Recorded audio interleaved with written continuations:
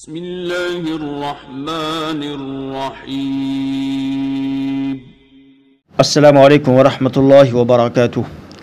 नाज़रीन, तो मुतफ़िस तक़वाल मुक़र्रिर TV channel के एपिसोड फ़न ख़िताबत में, और आज हमारा क़िस्त नंबर 9।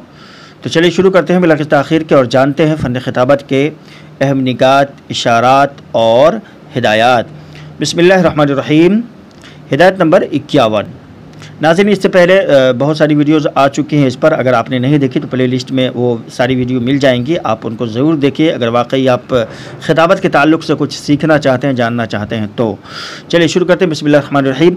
एक मुक़र्रिर को आला दर्जे का हाफ़ज़ा दरकार है। जी हाँ नाज़रीन, एक बेतकल्लुफ़ तकरीर करने वाले को भी ज़रूरत होती है कि वो अपनी तकरीर के मतालिब अव्वल से आखिर तक पेश नज़र रखे और तकरीर का मुकम्मल खाका जहन में मुरतब करे।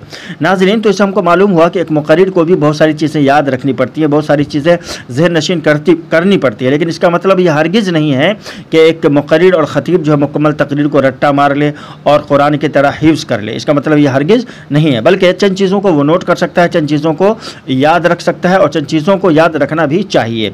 उसकी जो तरतीब होती है तकरीर की कि पहले हमको ये बोलना है, फिर हमको ये बोलना है, फिर हमको ये बोलना है। जैसे तमहीदी कलिमात में हमको क्या क्या बोलना है, फिर उसके बाद जो है कुरानी आयात में कौन कौन सी आयात हैं वो हमको याद करना है, उसके तर्जुमे को याद करना है।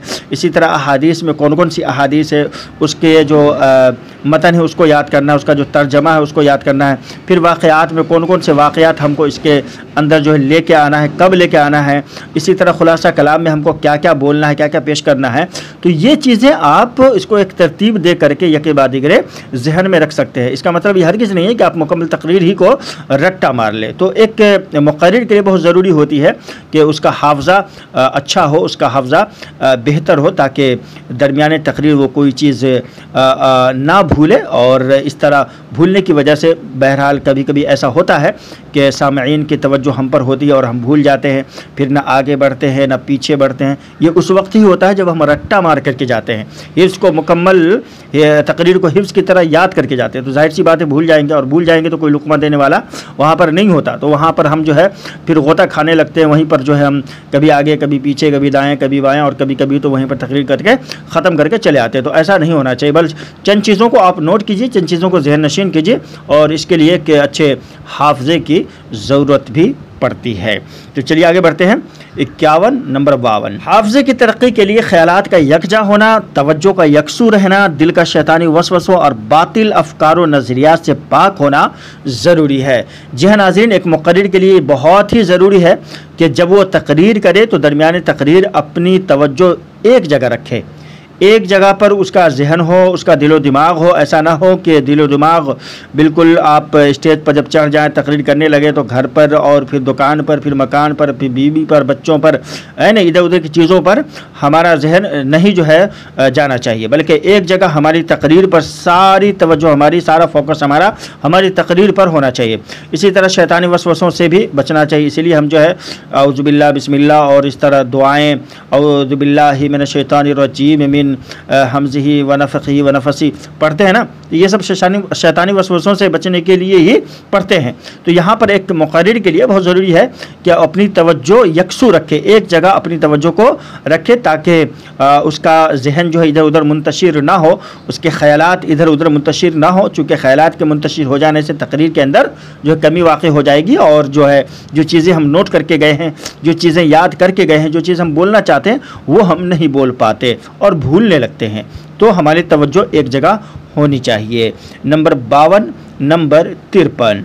अगर हाफ़ज़े की मजबूती के लिए किसी तिब्बी दवा की ज़रूरत महसूस करें तो ज़रूर इस्तेमाल करें। एक बेहतर तरकीब ये भी है कि बतदरीज मश्क से हाफ़ज़े को बढ़ाने की कोशिश की जाए। नाज़रीन, तो इनका मतलब ये है कि अगर ऐसा जहन हमारा इतना कमज़ोर है कि कोई चीज़ हम याद करते हैं बिल्कुल भूल जाते हैं और याद नहीं रह पाती, तो इसके लिए अगर किसी तबीब की, किसी डॉक्टर की और दवा की इलाज की ज़रूरत है तो हम ऐसा कर सकते हैं और करना चाहिए, ताकि हमारा जहन जो है, हमारा दिमाग जो है वो मज़बूत हो, हमारा हाफ़ज़ा जो है वो कवी हो जाए।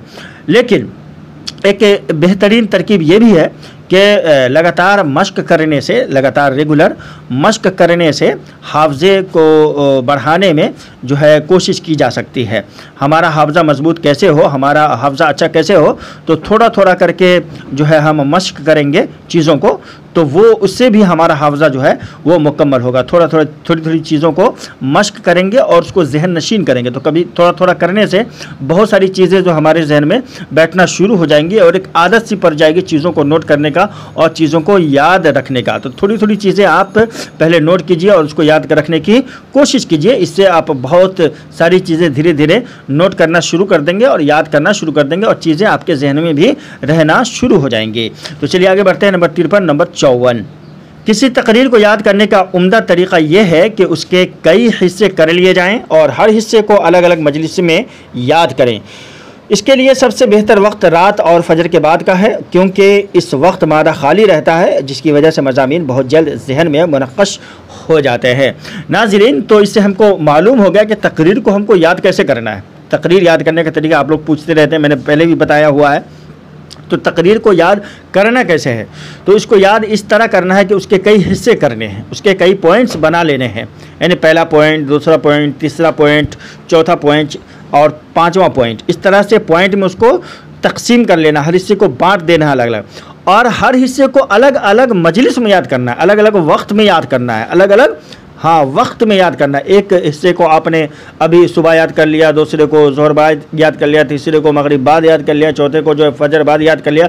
इस तरह से तमाम हिस्सों को अलग अलग वक्त में याद रखेंगे तो आपको याद रहेगा कि ये पहला पॉइंट है, इसमें ये चीज़ें हैं, ये दूसरा पॉइंट है, इसमें ये चीज़ें हैं, ये तीसरा पॉइंट है, इसमें ये चीज़ें हैं, ये छठा और पांचवा हिस्सा है, इसमें ये चीज़ें हैं। तो इस तरह से हम सबको तकसीम करके, तरतीब देने के बाद तकसीम करके अलग अलग हिस्सों को अलग अलग मजलिसों में हम याद कर सकते हैं। और याद करने का जो सबसे बेहतरीन वक्त है वो क्या है? रात का वक्त है, फजर के बाद का वक्त है और तहज्जुद का वक्त है। उस वक्त जो है आप उसको अच्छे से याद कर रख सकते हैं। इसकी वजह यह है कि उस वक्त जो है मादा यानी पेट जो हमारा खाली रहता है, जिसकी वजह से मज़ामीन जो है बहुत जल्द जो है जहन नशीन होते हैं। तो चलिए आगे बढ़ते हैं। Number 54, number 55। सूरों का कौल है कि एक मुक़र्रिर को मंतकियों की तेज़ी, फ़लसफ़ियों की दानाई, शायरों की ज़बान और मुक़न्निनों का हाफ़ज़ा और उम्दा एक्टर की वजाहत और इशारे दरकार हैं। जी हाँ नाज़रीन, तो इससे हमको मालूम हुआ कि एक मुक़र्रिर के लिए किन किन चीज़ों की ज़रूरत पड़ती है और कैसा एक मुक़र्रिर को होना चाहिए। मंतकियों की तरह उसके अंदर तेज़ी होनी चाहिए, फ़लसफ़ियों की दानाई और अक्लमंदी और होशियारी उसके अंदर होनी चाहिए, शायरों की ज़बान जो तेज़ तर्रार होती है, अदीब की ज़बान जो होती है फसाहत और बलागत वाली, वो शायरों की ज़बान होनी चाहिए। और मुक़न्निनों के कानून बनाने वालों का हाफ़ज़ा, जो सियासी लीडर्स होते हैं उनका जो हाफ़ज़ा होता है बहुत मजबूत हाफ़ज़ा होता है। तो मुक़न्निनों का कानून बनाने वाले का हाफ़ज़ा और उम्दा एक्टर जो एक्टिंग करते हैं, है ना, उम्दा एक्टर की वजाहत और इशारे दरकार हैं। यानी आप दरमियाने तकरीर कभी कभी हाथों के इशारे करते हैं और चेहरे पर उसके रिएक्शंस होते हैं। जो बातें आप कर रहे हैं, आपकी बातों के रिएक्शन जो है आपके चेहरे पर होते हैं। तो ये सारी चीज़ें दरकार होती हैं एक मुक़र्रिर और ख़तीब के लिए, तभी जाकर के वो एक बेहतरीन मुक़र्रिर और ख़तीब हो सकता है कि ये सारी चीज़ें और ये सारी सिफ़ात और ये कमालात उसके अंदर, ये खूबियाँ उसके अंदर पाई जाती हों। तो नाज़रीन, आज के लिए बस इतना ही। वीडियो को लाइक ज़रूर कीजिएगा, चैनल पर नए चैनल को सब्सक्राइब भी कर लीजिएगा ताकि हमारी वीडियो आपको मिलती रहें और आप तक पहुँचती रहें। अस्सलामु अलैकुम व रहमतुल्लाहि व बरकातुहू।